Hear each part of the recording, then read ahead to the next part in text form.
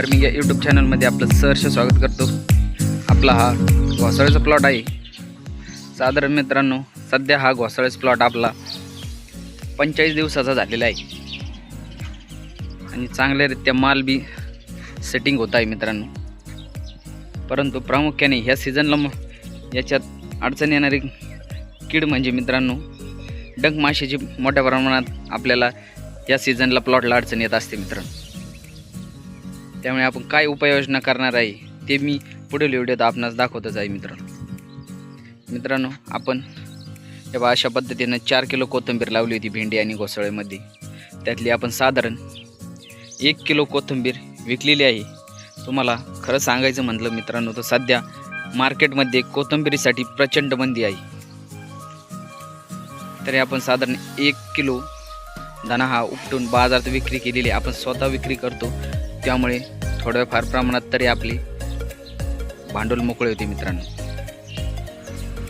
साधारण आपण 1 किलो कोथिंबीरमध्ये 300 जुडी विक्री केलेली आहे व 300 जुडी विक्री करून साधारण आपल्याला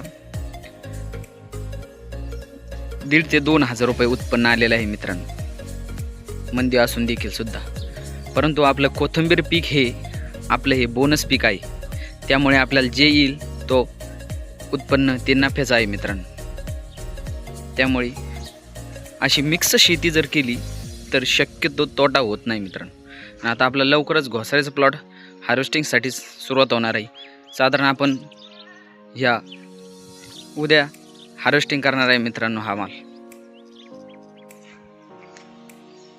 तसेच पलीकडे कोथिंबीर सुद्धा विक्रीसाठी सुरुवात आहे मित्रांनो। पण ज्या मालाला मंदी येते मार्केटमध्ये त्या मालाला साधारण 8 ते 10 दिवसात तेजी येत असते, त्यामुळे आपण कोथिंबीरची विक्री ही थोड्या प्रमाणात करत आहे। जर शेवटच्या 1 किलो कोथिंबीरीचा आपणास रेट जरी भेटला तरी आपल्या चांगल्या प्रमाणात नफा होऊ शकतो मित्रांनो। हे पहा ही घोसाळ्यामध्ये अजून कोथिंबीर शिल्लक आहे मित्रांनो।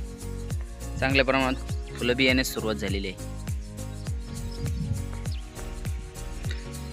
चांगल्या प्रमाणात सेटिंग बी होत आहे मित्रांनो मालाला। आता आपण लवकरच डंक माशी कंट्रोल करण्यासाठी घरगुती पद्धतीने कशा पद्धतीने ट्रॅप करून लावणार आहे ते मी आपणास आपल्या पुढील व्हिडिओमध्ये दाखवेल।